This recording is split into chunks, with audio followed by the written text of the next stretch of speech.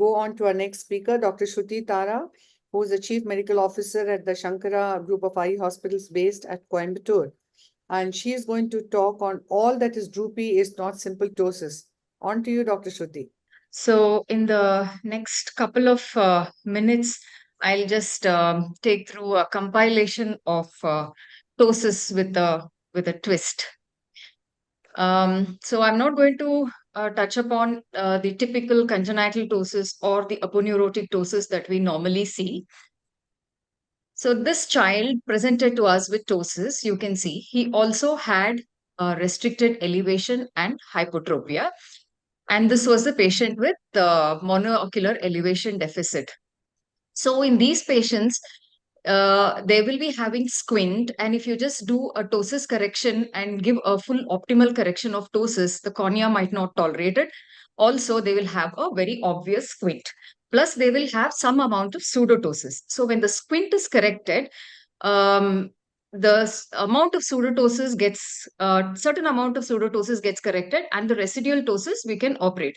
So here I have done a tarsofrontal sling after the ptosis, after the squint correction with a deliberate undercorrection.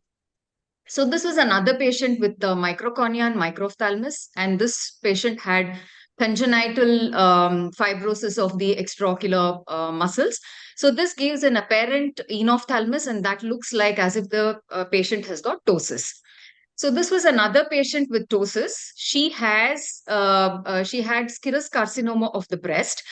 And this is probably one condition where the metastasis can cause enophthalmus and then gives an appearance of ptosis. So this we all know is a neurofibromatosis, the S-shaped ptosis. And so this was another patient who had a ptosis, had the neurofibromatosis correction done with the anterior lamella shortening and removal of the excess skin. And you can see that there was some amount of ectropion. So I went in and did a shortening of the posterior lamella to give her an optimal correction of this kind. And mechanical ptosis, we are all aware of. A child with capillary hemangioma or any tumor of the lids can cause a mechanical ptosis. And this was another child with a bilateral congenital ptosis with telecanthus and epicanthus inversus. They have hypoplasia of the superior orbital rims, horizontal shortening of the eyelid, hypertelorism, and hypoplasia of the nasal bridge. Yes, it is blepharophimosis syndrome. I prefer doing it as a two-stage procedure. I know Dr. Kasturi here does it in a single stage, but I prefer a two-stage procedure. And this is the Kimmune Duck's technique of skin redraping. So you can see that the telecanthus is corrected. And next, we would be operating on the squint. So this is another patient with, you can see that there's a deep superior sulcus. The patient has also got a crepey cigar paper-like appearance. And this is the blepharochalasis syndrome. And they have ptosis with sometimes there is laxity of the lid and causing ectropion. There is migration of the lateral canthus. Rounding of the lateral canthus can happen. And so here she underwent ectropion correction by lid tightening and Lester's technique of inverting the lid. And also she had the levator was reattached back into the onto the tarsal plate. But the procedure is a little cumbersome here because everything is so thin and stretched out. But still we can get a reasonable correction. So this was another interesting case which our strabismologist shared. And this is a 15-year-old patient with a history of RTA and complained of drooping of the left eye since the trauma. And he did have diplopia in all case.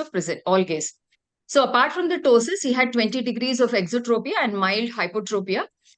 So there was aberrant regeneration here. On attempted adduction, the ptosis improved. So you can see that there is ptosis here. On the patient is trying to adduct. The ptosis is improved, and upon down gaze also ptosis improved. So he had inverse Duane's and pseudo von Graeff's sign. So this was a traumatic third nerve palsy with aberrant regeneration. So what was done here was he was operated on the unaffected eye with lateral rectus recession and medial rectus resection. So there is strengthening of the medial rectus on the opposite side, which was done. So this was the post-operative appearance. You can see that the ptosis has got corrected. So what we did here was we took that this attempted adduction and ptosis which improved. So that concept was exploited here. So what actually it does is when you recess or resect the contralateral eye, it forces, that is basically you're resecting the medial rectus and recessing the lateral rectus. It forces the contralateral eye in adducted position. So because of the Herring's law of equal innervation, what happens is the affected eye medial rectus gets triggered. So pulling it into an adducted position and the ptosis gets elevated.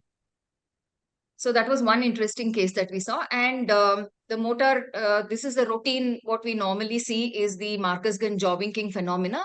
There is something is called as the Marin amat. So this happens in the seventh nerve where there is the eyelid closure on smiling. It's more of the blepharospasm, more like a blepharospasm because it's an innervation of the seventh nerve with the orbicularis. So when the patient smiles, the ptosis there is ptosis, but it's not actually ptosis, but it is like a blepharospasm. So we have the inverse jaw winking phenomena also, where when the child opens the mouth, the ptosis gets exaggerated. So this was another patient who came with mild ptosis, but actually when you examine her a little more, you can see those spasms, so hemifacial spasm, and sometimes this can happen even in the aberrant regeneration of the seventh nerve. So this was yet another patient who presented with ptosis. So here history becomes very important. And when we did an eye pack test, this was its appearance. Yes, this was the myasthenia.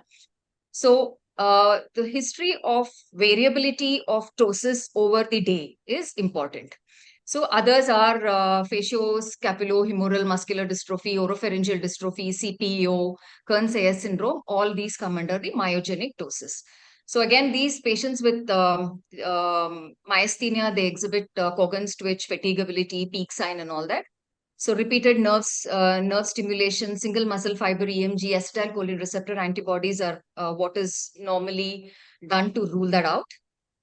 So probably a couple of years back, if a patient like this had come, he had myasthenia, I would have probably offered crutch spectacles.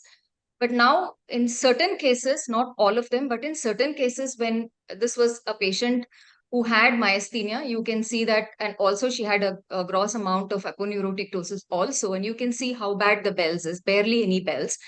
So what we did here was we did a tarsal switch. That is, took the tarsal plate from the upper eyelid and switched it to the lower eyelid and shifted her palpebral aperture to the center. So this you can see that how good the closure is. There is, if you do a routine ptosis surgery in these patients, so probably they will have corneal exposure. But with this, when we're shifting the palpebral aperture to the center, that is that can be avoided. So this was yet another patient of the similar kind. And with poor bells, you can see that there is barely any bells. This was, I operated one eye after the other. And you can see when both eyes are operated, he barely has any lag of thymus. So sometimes we come across patients like this with ptosis on one side and retraction on the other side. So this was a congenital ptosis on one side and congenital eyelid retraction on the other side. And so most patients prefer that the retraction be corrected. So I did a mullerectomy on the retracted eye and to give him an appearance of this kind. And sometimes, most often times, we do see like this, they come with droopy lids, but it's actually not droopy lids, the dermatochalasis. So with simple blepharoplasty, you can give them an appearance of this kind. And if they do have some amount of ptosis at the same sitting, you can correct that as well. So brow ptosis also is another reason to give an apparent ptosis. And this patient had a lateral brow pexy done, and you can see that he gets a good elevated eyelid kind. So when you see certain patients like this, they will have a mild ptosis, but please make sure to avert the lid. Sometimes you can come across tumors of this kind under the lid. And this is yet another rare condition that it is genetic, hypertrophic skin, excessive sweating, clubbing, periostosis, and arthritis. And this condition is called the pachydermoperiostosis. You can see that the skin is all very oily and open pores. And you can see such a large and tarsal height is really large here.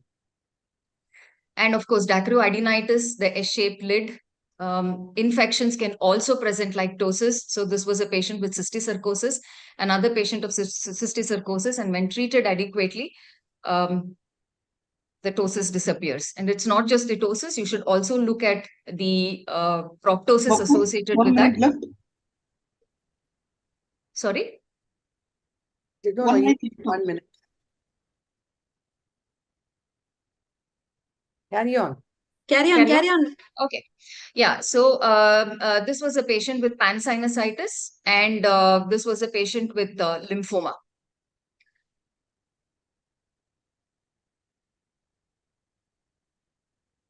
My screen is hung. Oh. Huh.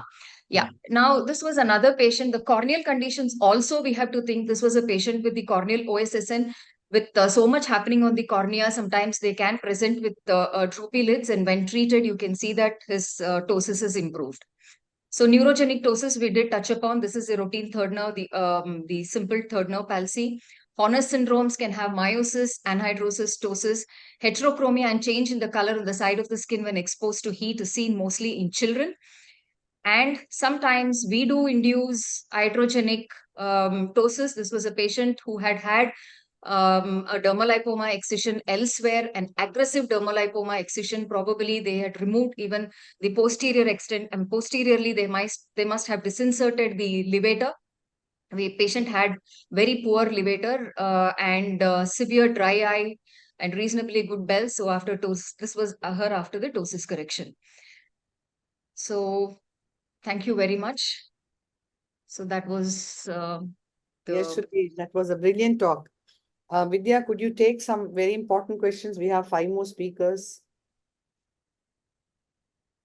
Hello, Dr. Santosh. Hi. I thought we'll plant a bomb in your place for boycotting our webinar.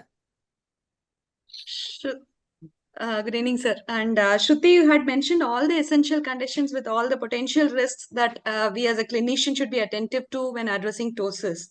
In case of myogenic and neurogenic ptosis, what approach do you really favor in terms of management, Shruti?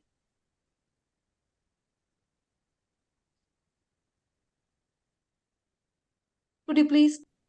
Yeah, that's what, like, unmute yourself. Please unmute. Yeah.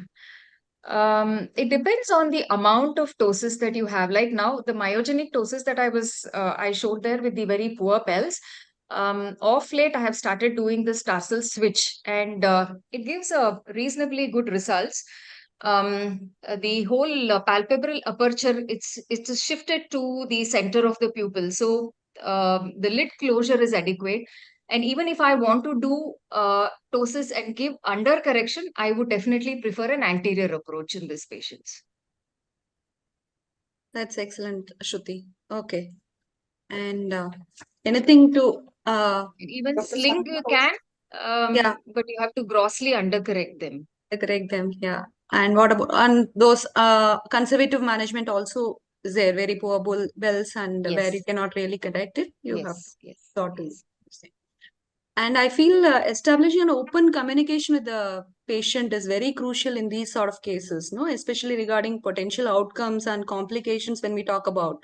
And how do you generally navigate and manage the situation? Yeah, What exactly you tell them? generally, any ptosis patients, I spend a lot of time, actually, any patient for that matter.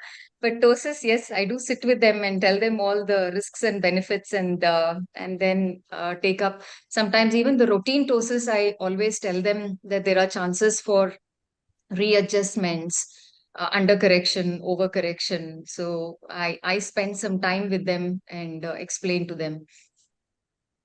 Dr. And- Santosh, with so many approaches to ptosis, so what is your most preferred technique for a complicated ptosis? Depends on the complicated ptosis is a large basket. Shruti I think, has enumerated quite a few and very beautifully so. So each one deserves a customized approach. In fact, each patient deserves a customized approach. Like she was mentioning, for myasthenia and chronic progressive external ophthalmoplegia, which are refractory to any other form of conservative treatment, etc. If a patient definitely has to undergo surgery, then you would either choose between tarsal switch procedure or a tarsofrontal sling with silicone. So it is customized to individual patients. So there is no thumb rule which can guide you in general management. You have to customize. Dr. Kasturi, would you want to add anything? I very much Good agree topic. with Dr. Santosh here. You really need to customize, but I feel one of a good technique for all this myogenic ptosis is definitely the sling, but even some amount of plication. If you just do a plication, it is much better because we do not get so much of lecophthalmos when we do plication. That is one which I believe.